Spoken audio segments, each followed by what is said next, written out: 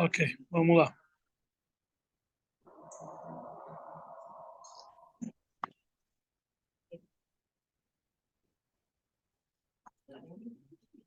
Boa noite. Boa noite. Vamos começar. Sure.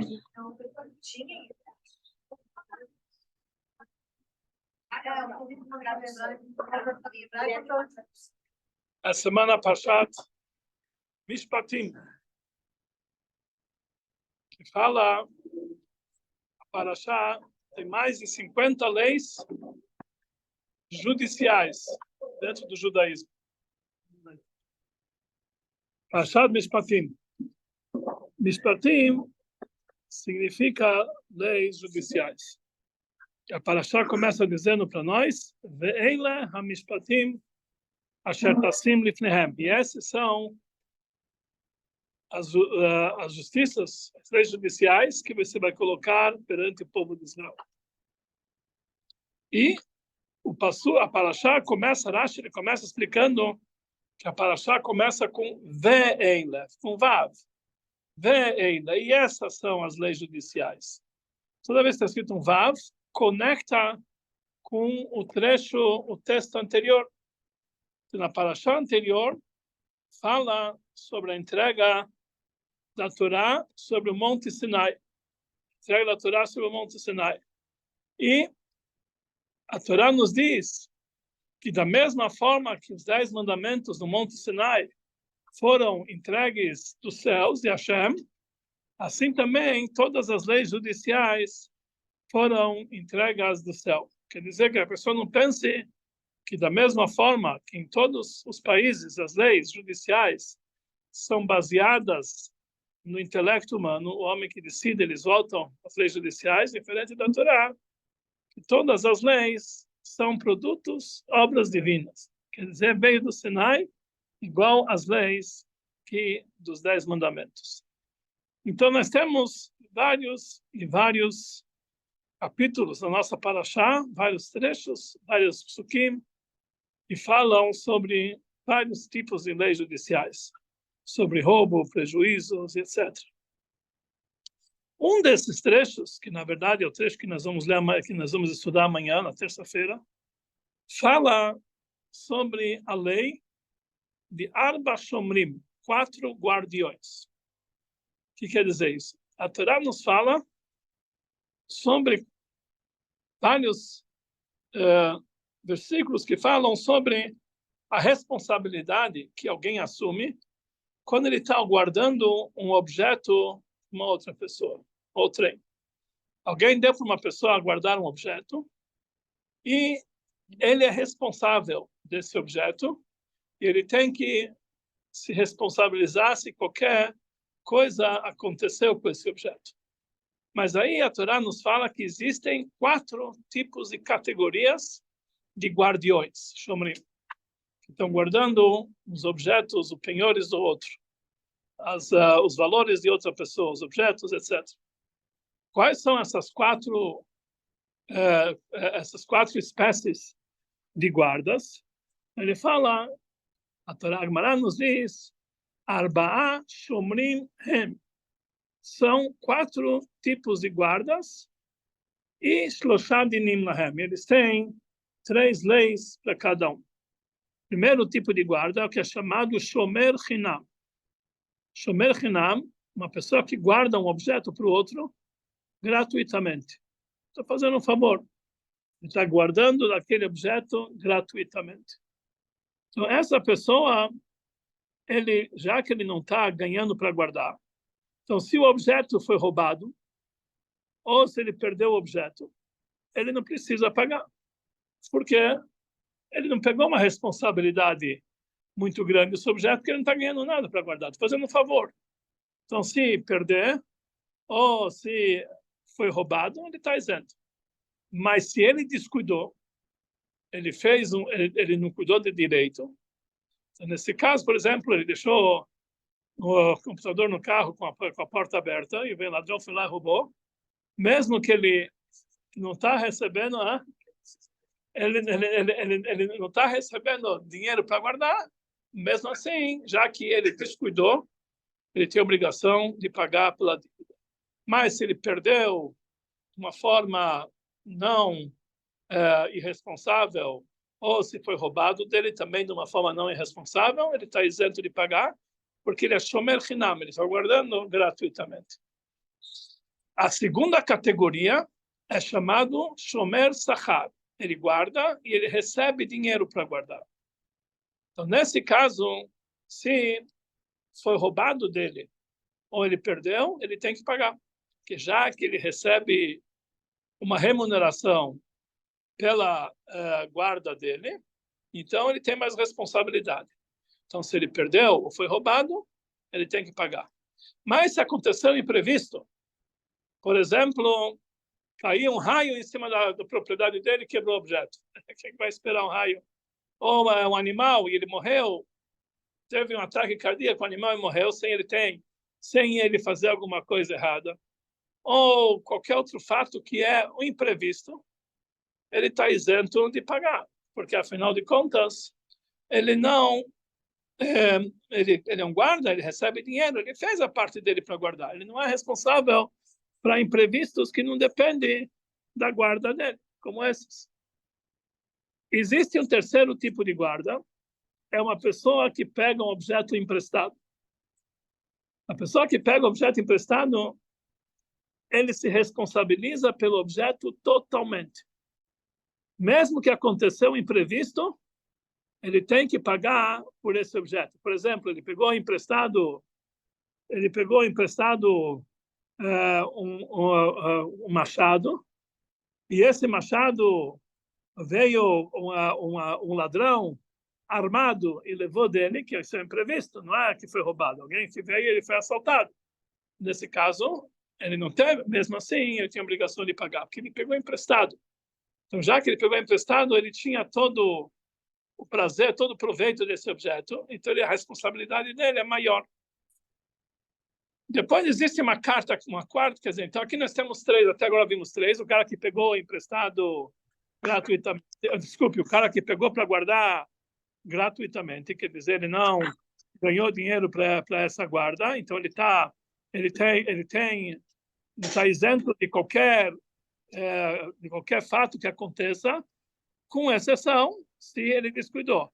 Depois nós temos o caso da pessoa que está guardando remuneradamente, que nesse caso ele também está isento de certas responsabilidades, mas se perdeu ou roubou, ele está obrigação, e a pessoa que pegou emprestado, qualquer fato que acontecer, ele tem a obrigação de pagar. Agora existe uma categoria intermediária, que é um quarto fato. Uma pessoa que é um socher, que ele não pegou emprestado, ele alugou. Só foi lá e alugou um carro. Então, ele não é igual um shoel, uma pessoa que pega emprestado, que está pagando por isso. Ele está alugando e está pagando por isso. Mas ele não é um guardião gratuitamente, que ele está tendo proveito disso aqui. Então, qual é a lei dele em relação a pagamento? Então, existe uma discussão no Talmud entre Rabi Huda e Rabi Yossi, se ele tem a obrigação de pagar igual um guardião gratuitamente, ou ele tem que pagar igual um guardião que recebe por isso salário. Vamos explicar as duas ideias. Vamos analisar esses quatro shomrim. Por que aquele que guarda gratuitamente está isento de tudo? Porque ele está fazendo um favor. Não recebeu responsabilidade.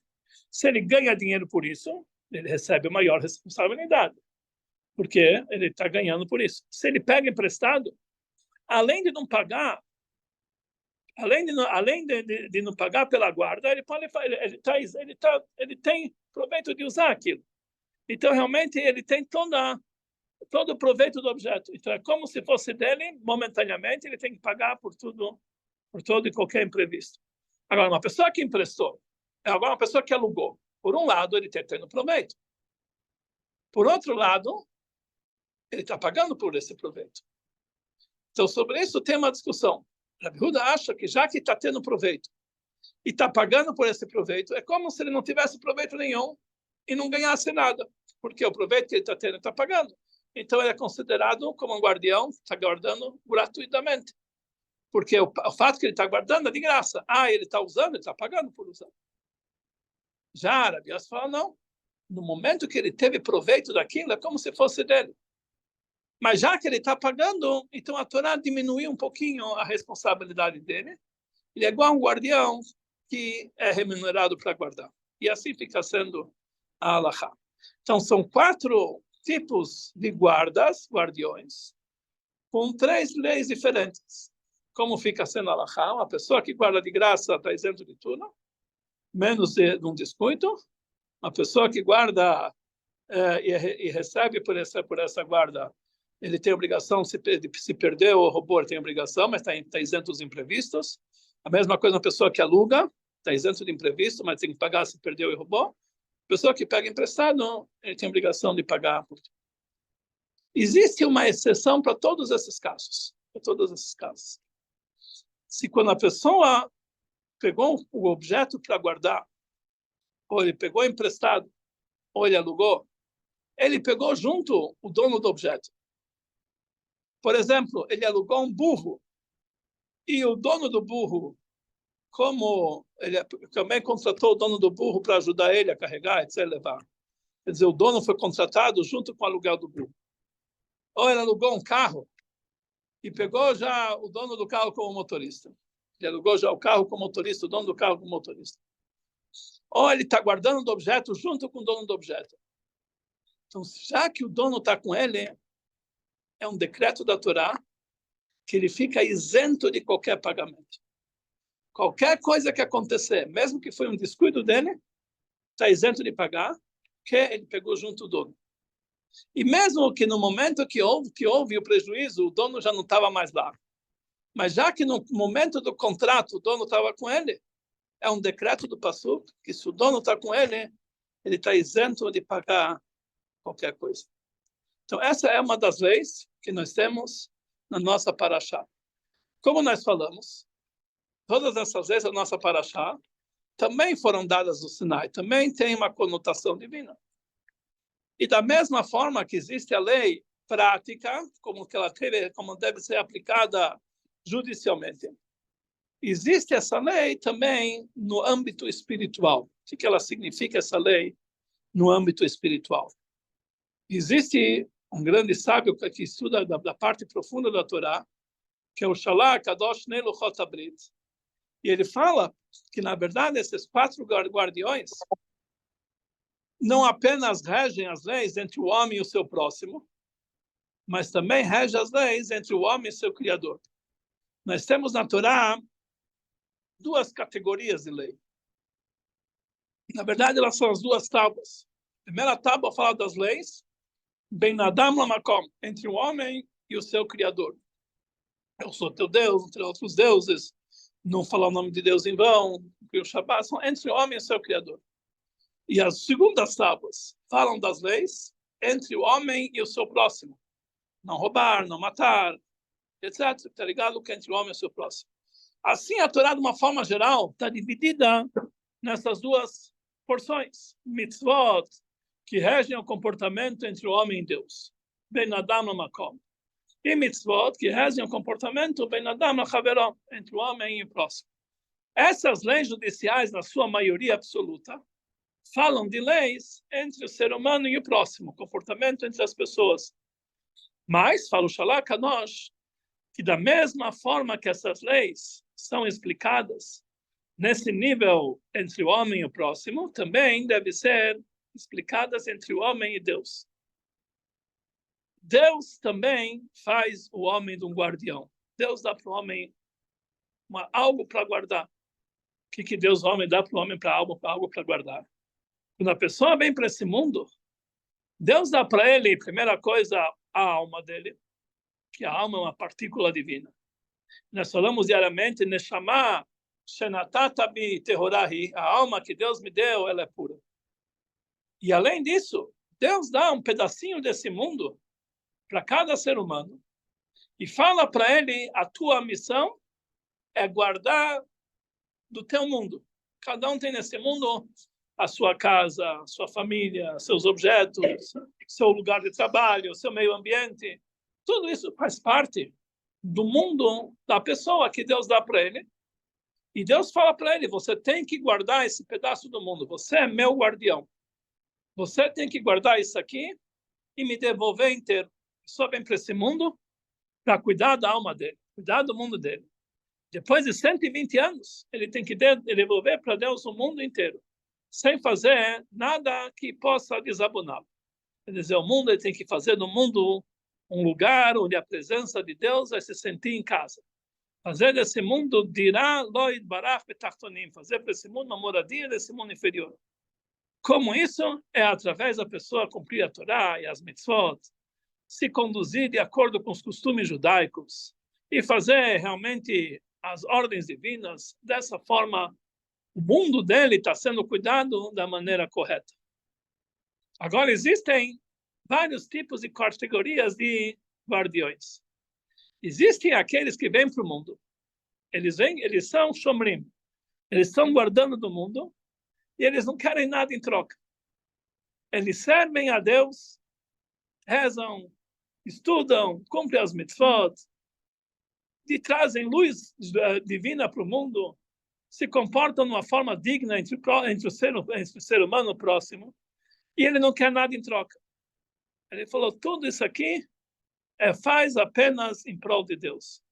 São chamados aqueles, conforme consta no Pirkei Avot, Hameshamshim etarav, aqueles que servem o seu Criador, Shalom menad kalel praz, não quer nenhuma recompensa por isso.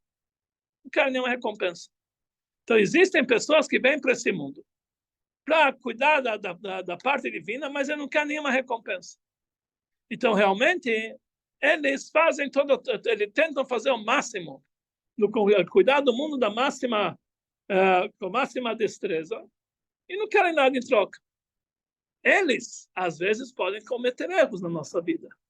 Mas como ele fez isso aqui gratuitamente, ele não quer nada em troca, então ele não tem que pagar pela perda, pelo roubo, pelos imprevistos. Quer dizer, se de vez em quando ele agiu de uma forma errada, não foi de propósito, Deus abre mão.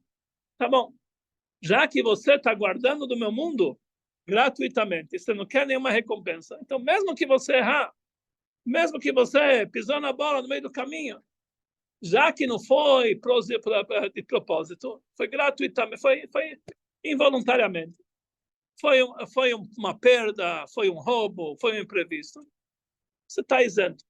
Porque você não merece, porque afinal de contas você faz tudo isso aqui com boas intenções, suas intenções são o máximo de boas. Então realmente você está isento. Agora, se você fez um descuido, se você fez um ato proposital, logicamente você tem que pagar, porque você agiu de má fé. Então, mesmo que você não quer nenhuma recompensa, mas se você faz alguma coisa errada, você está descuidando do objeto desse mundo, você está estragando esse mundo, você tem que pagar por isso. Então, esse é o primeiro tipo de pessoas que são chamados aqueles que são os guardiões gratuitamente. Agora, existem aqueles que eles servem a Deus, mas eles têm em mente a recompensa. Eles meshamshim etarav, eles servem a Deus, ao menat lekabel praz, com a intenção de ter uma recompensa por isso. Ele quer alguma coisa em troca. Não é por isso que ele serve a Deus porque assim Deus mandou. Mas já que ele já está fazendo o serviço de Deus, ele quer uma recompensa. Então, isso é chamado shomer sachar, uma pessoa que guarda, mas ele é remunerado. Então, essas pessoas também também eles têm uma certa liberação, mas eles têm também uma responsabilidade. Eles têm uma certa responsabilidade maior. Então, se houve um fato sem querer, mas é algo que poderia ser evitado, como uma perda e um roubo, eles são obrigados a se responsabilizar. Quer dizer, se eles fizeram algum erro, foi sem querer, mas podiam ter evitado, podiam ter se esforçado para isso, Deus cobra deles, que afinal de contas eles querem recompensa. Então Deus cobra também, se eles agirem errado, mesmo involuntariamente, será algo que poderia ter sido evitado. Agora, existem pessoas que eles não servem a Deus. Eles não estão aqui para guardar do mundo. Eles pegam o mundo emprestado. Ele quer aproveitar o mundo o máximo possível. Eles falam o seguinte, eles são daqueles que não precisam recompensa. Para eles, o mundo inteiro é deles. Eles querem ter proveito o máximo desse mundo gratuitamente, sem ter que pagar por isso nada. O que quer dizer isso? São pessoas que eles acham que eles têm, Deus tem obrigação de dar para eles de tudo do bom e melhor, porque afinal de contas, todos nós somos descendentes dos nossos patriarcas, Abraham, Isaac e Jacob. E como filho dos nossos patriarcas, nós merecemos, o mundo inteiro é nosso, porque nós somos filhos de Deus, filhos do rei é rei. O povo de Israel é chamado Bnei Melachim. Está escrito no Talmud que se a pessoa contrata um trabalhador e promete dele, olha, eu vou te dar para você alimentação digna, então está escrito que ele, mesmo que ele dê uma refeição do rei Salomão no momento da sua riqueza, ele não cumpriu a obrigação, porque cada judeu ele é chamado Bnei Melachim, filho de reis. Então eles têm por direito de receber tudo isso aqui.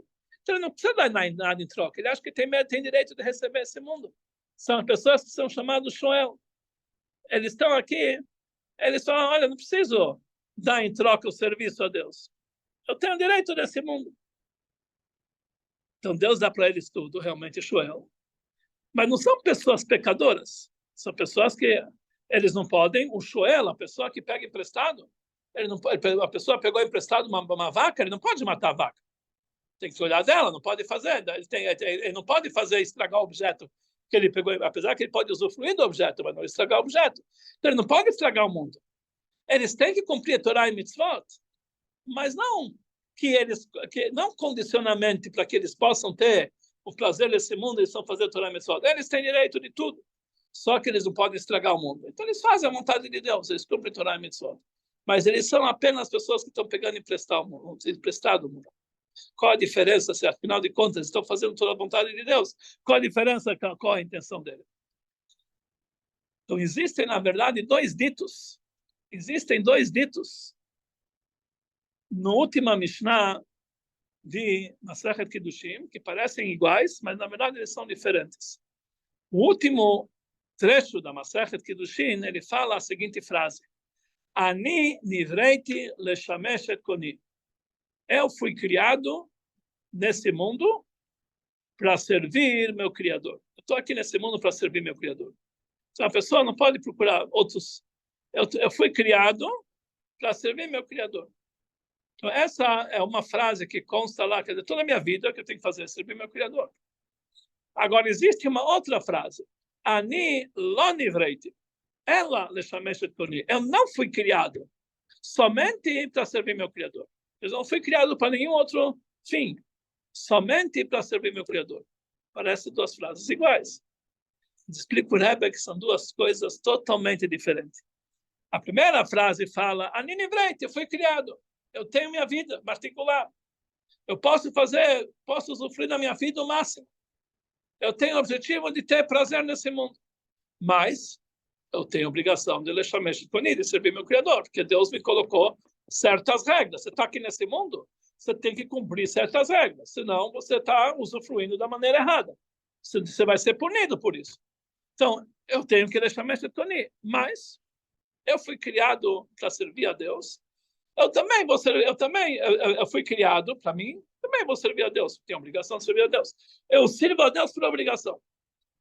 Uma pessoa que fala ali, non nivreiti, ela leshamesh et koni, que eu não fui criado somente para servir meu Criador, quer dizer, eu não tenho nenhuma outra meta na minha vida, nenhum outro objetivo. A única coisa é servir meu Criador. Essa é a diferença. Qual a diferença? Qual a diferença? No momento que a pessoa ele olha para a vida dele com o objetivo de somente servir o Criador, somente fazer a vontade de Deus. Então, tudo que a Torá manda, ele vai fazer até o fim. E vai fazer mais do que a Torá manda. Porque todo o objetivo que ele está nesse mundo é servir a Deus. Então não basta ele fazer o que Deus manda por obrigação e depois você tem tempo livre. Não. Todo o teu tempo você foi criado apenas para servir o Criador. E quando tem algo proibido, é proibido até o fim. E tem leniência, tem lista colorida que pode ser, não é essa, pega outra. Não, mas se eu estou aqui nesse mundo para servir, só para servir meu Criador, eu só quero fazer o máximo do bom, o máximo. Mehadrim na mehadrim, o especial do especial. Agora, no momento que a Ninivrei, eu fui criado, tem minha vida, então eu tenho que fazer a vontade de Deus. Depois que eu já fiz a minha obrigação, acabou. Eu tenho proibição de fazer contra a vontade de Deus. Mas se tem um reter, se tem uma liberação pela Allahá, acabou, tem reter. Porque afinal tem esse mundo, minha vida. São duas formas de enxergar. Ou que toda a minha vida é Deus. Então, automaticamente fazer o máximo com todo o rigor, e eu não vou abrir mão de nenhuma leniência, por causa que realmente eu só fui criado para isso. Ou eu fui criado para servir Deus, mas também para ter minha vida. Então, a diferença é que os dois fazem a vontade de Deus, mas esse faz com mais rigor. Esse não dá tanta importância assim, porque tem também a vida particular.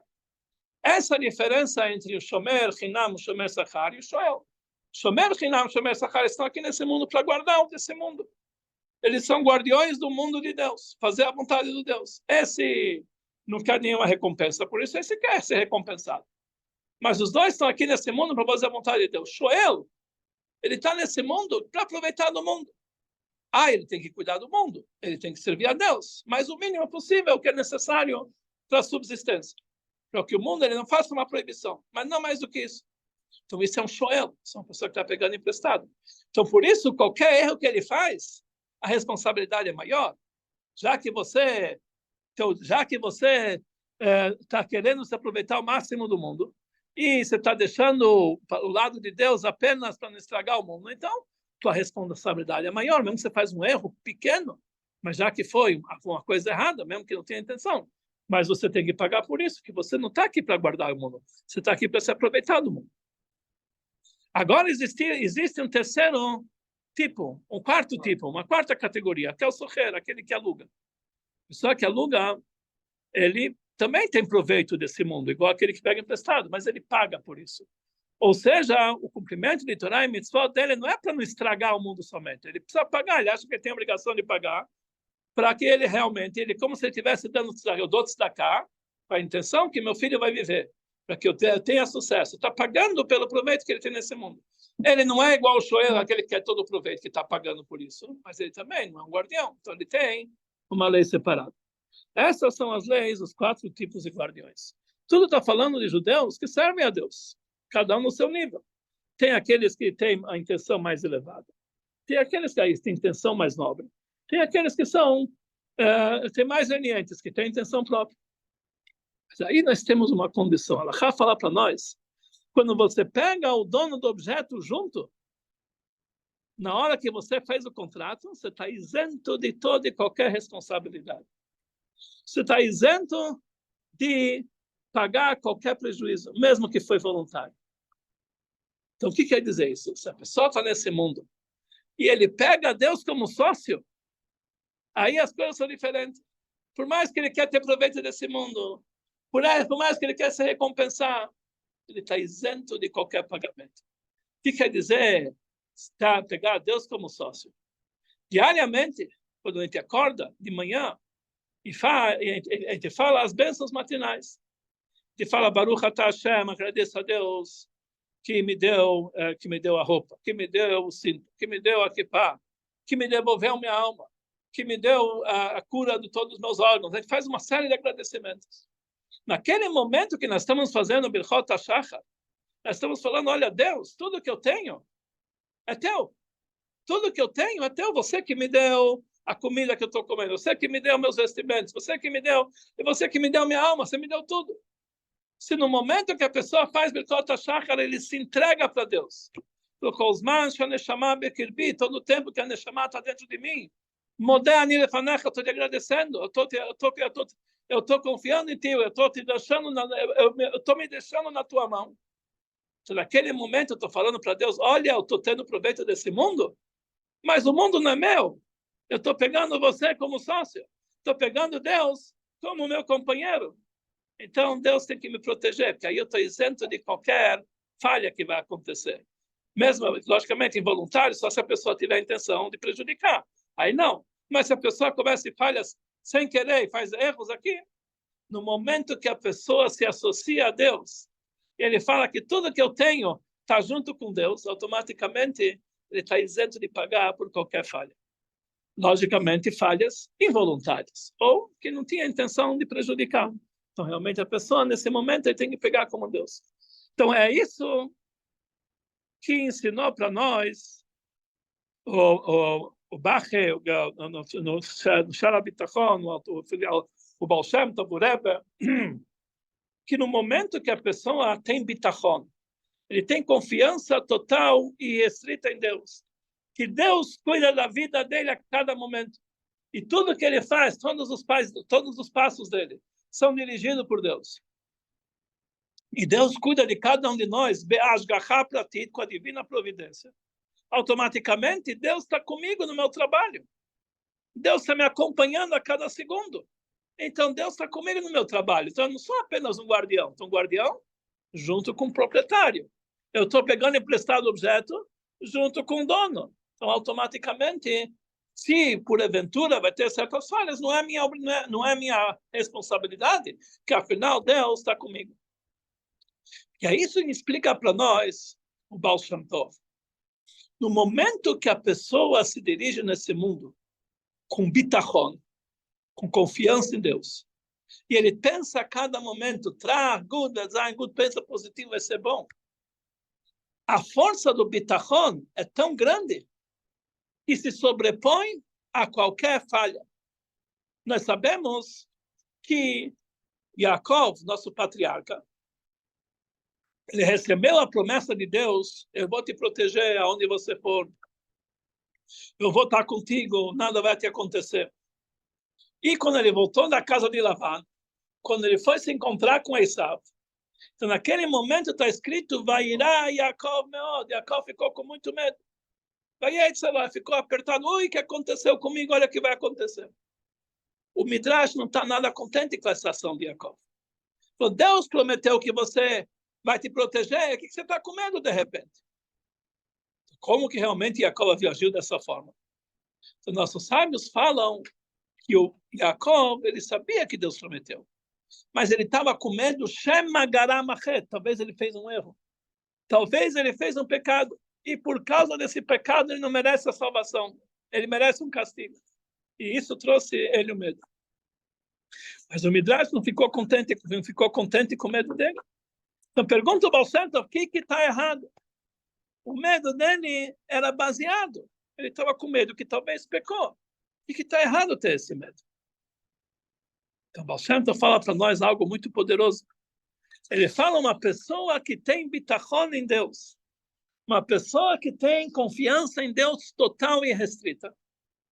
É tão importante essa mitzvah, que mesmo se porventura a pessoa tem uma falha, mas Deus abona essa falha. Se ele pensa positivo, mesmo pode ser que tem falha, não merece. Mas quando a pessoa tem um bitachon de verdade, tem uma confiança de verdade, e ele sabe que ele está na mão de Deus, e tudo ashgacha pratit, então nesse momento ele está protegido, porque ele está na mão de Deus. Deus é meu sócio. Então pode ser que eu estou cuidando do mundo, eu fiz um erro, mas Deus é meu sócio. Se Deus é meu sócio, os erros são abonados. Tá certo que a pessoa não pode errar, mas se ele errou, ele é abonado. Pergunta aqui, o Baal Shem Tov, uma pergunta muito forte.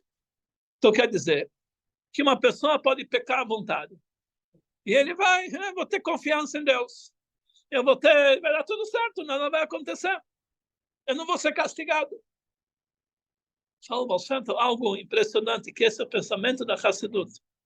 Uma pessoa que tem fé e confiança em Deus, ele não serve a Deus por medo de ser castigado. Ele não é aquele que está com medo do que vai acontecer. Ele serve a Deus por amor. Então, como eu vou agir contra Deus se Deus faz tantas coisas boas comigo? Olha a minha vida, olha como Deus me abençoou. Como que eu vou pecar contra Deus? Então, ele não deixa de pecar por causa do medo. Isso aqui é um comportamento infantil, que nem fala o Rambam. Ele deixa de pecar porque é o amor a Deus. Imagina, ele está tão olha como Deus é bom. Tudo que eu penso bom, fica bom. Olha como Deus é bom. Deus cuida dos meus passos. Então, por amor a Deus, a pessoa não quer fazer algo errado. E o medo dele não é um medo de castigo. Isso é um medo infantil. O medo dele é fazer alguma coisa que vai magoar Deus. Não é que eu tenho medo. Deus não vai fazer nada comigo, porque eu tenho confiança em Deus. Eu sou sócio dele. Mas eu não quero magoar aquele que me ajuda a cada momento. Aquele que me faz tantas coisas boas. E esse tem que ser o nosso pensamento. Quer dizer, se você pega Deus como sócio, pode ser que você é um guardião desse tipo, daquele tipo, quer recompensa, não quer recompensa. Pode ser que você alugou o mundo, pegou emprestado. Mas se você pega Deus como sócio, então você está garantido que você está isento de qualquer punição. Ai, você, como você vai fazer para não pecar? Não pecar pelo amor a Deus e pela alegria a Deus. E Baal Shem Tov fala algo muito mais poderoso. Ele fala que o maior castigo que Deus pode dar para um ser humano é tirar dele o bitachon, tirar dele esse sentimento de confiança. Aí a pessoa é como que se o chão saísse debaixo dos pés dele, tirou o apoio dele. Porque isso é a pior coisa. Então, mas no momento que a pessoa vive com Deus, vive dessa forma, realmente ele é sócio de Deus e as coisas todas passam a ser um outro mundo. E isso são as leis que nós temos para Shat Mishpatim, são leis judiciais. A Torá vem nos ensinar que essas leis judiciais também são do Sinai, também estão ligadas com o serviço do homem a Deus. Porque no momento que a pessoa está conectada com Deus a cada momento, ele não vai deixar de roubar por medo da polícia, ou porque ele acha que é uma coisa errada. Ele não vai deixar de roubar porque ele quer estar conectado com Deus. Como ele vai se desconectar com Deus? Ele não vai enganar o próximo, porque ele sabe que tudo que ele tem, Birchat Hashem e Tashir, se ele pegar alguma coisa que pertence ao próximo, não é que ele vai sair ganhando desse lado, ele está perdendo a Brachá de Hashem, então ele vai sair perdendo tudo. Não é por medo disso aqui, é que ele não quer fazer contra a vontade de Deus. Então, todas as leis judiciais da pessoa, um judeu que se baseia nesses ensinamentos da Torá, é totalmente diferente. Ele faz tudo com a sociedade de Deus, tudo com bitachon. Ele vai trabalhar, a parnassá dele, ele sabe que a parnassá dele, Birchat Hashem e Tashir. Se ele vai ter realmente uma kabaná concreta, Deus vai trazer para ele todas as brachot que ele precisa. Ele não vai correr da parnassá por causa que ele entende que é melhor, e quando vai perder algum dinheiro vai ficar chateado, oi, que não aconteceu isso. Ele sabe que tudo vem de Deus. Se Deus tira aqui, vai dar muito mais ali. Então o pensamento dele é diferente. Ele não vai deixar de prejudicar o próximo, porque ele vai achar que realmente ele está com medo que o outro vai fazer para ele, vai se vingar. Não vai deixar, porque isso é contra a vontade de Deus. Eu falei isso aqui alguns meses atrás, mas para mostrar até onde que vai o pensamento da pessoa. Alguém chegou para o Rebbe, uma certa vez, escreveu para o Rebbe, que tem um fulano de tal, que ele está fazendo uma empresa igual à empresa dele, na mesma cidade. Ele vai roubar toda a parnassá dele. Ele é chamado Messigul, ele tá invadindo o espaço dele. Ele pediu uma brachá para se livrar, dele. O que ele vai fazer? O outro está invadindo o espaço dele, vai abrir a mesma firma, mesmo igual, perto dele. O que eu vou fazer? Estou perdido. Então o Rebbe falou para ele o seguinte: tem duas etapas como se livrar desse problema. Uma etapa se chama Itkafia. Itkafia é se dominar seu Yetzer Hara. E outra etapa se chama Ithafka, transformar o Yetzer Hara para Yetzer Tov. Qual é a primeira etapa? A primeira etapa é dominar teu Yetzer Hara. Você tem que saber que toda a tua parnassá vem de Deus. E ninguém vai ganhar um centavo a menos que já está programado para a parnassá dele. E ninguém vai roubar de você um centavo da tua parnassá. Então o cara pode ser que ele abriu uma loja do teu lado, mas ele não vai tirar um centavo daquilo que lhe pertence. Aquilo que é teu, você vai ganhar. Abriu mais uma loja, Deus vai fazer outros fregueses que não são os teus. Isso é o primeiro. Então, isso vai te trazer café, dominar esse sentimento de raiva, esse sentimento de medo, esse sentimento de angústia. Porque você está sabendo que isso não vai te prejudicar. Essa é a primeira etapa, assim, para o Rebbe. A segunda etapa é etapa, transformar. Agora que você já sabe que ele não vai te atrapalhar. Afinal de contas, ninguém vai te atrapalhar, ninguém vai tirar o teu. Então, você tem que ajudar ele a progredir. Afinal, ele está fazendo um negócio que é igual ao teu. Você tem que chegar até ele, dar dicas, como ele ter sucesso. Olha, se cuida com esse, se cuida com aquele. Você tem que dar dicas para ele. Porque, afinal de contas, ele não vai te prejudicar. Então, você agora tem a obrigação de ajudar ele. Num momento que a pessoa ele se dedica para essas leis dessa forma, então a vida dele é outra.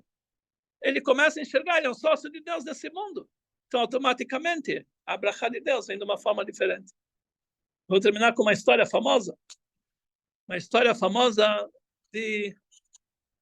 do Alexandre o Grande, Alexander Mokdon. Alexandre o Grande, ele conquistou o mundo inteiro. Toda a Europa conhecida ele conquistou, até que ele decidiu ir para a África. E, enfim, ele perdeu quando ele foi. Aí, ele chegou no final do mundo, na África, num país. Ele foi primeiro a paisana, antes de entrar com o exército dele. Ele entrou no país que se chamava Kitsai. Era um país pacato. Não tinha brigas, não tinha discussões, não tinha... Só não vivia bem. O rei estava lá. E ele pensou, por que eu vou destruir esse país? Um país tão bom. Eu vou tentar estudar como que funcionam as leis desse país. Quem sabe eu consigo adaptar para o meu país, afinal de contas. Então, ele foi se encontrar com o rei de Kitsai. E ele se revelou, falou, eu sou aqui, o Alexandre o Grande, o famoso. Eu gostei do teu país, eu pensei em conquistá-lo, mas eu estou vendo que são pessoas muito boas. Eu quero saber qual é o teu segredo, como você consegue ter tanta paz e harmonia. Normal. Ele falou, vocês têm julgamentos aqui nesse país? Falou, sim, nós temos um tribunal. Vocês têm juízes? Falou, rei, eu sou o juiz, são poucos casos. Eu sou o juiz. Hoje mesmo eu tenho um caso para resolver. Aí ele falou, aí perguntou para ele, Alexandre, eu posso estar presente nesse julgamento? Eu falei, lógico que pode. Não vai, tem segredos, aqui não tem segredos, tá bom? Aí entrou as duas partes litigantes.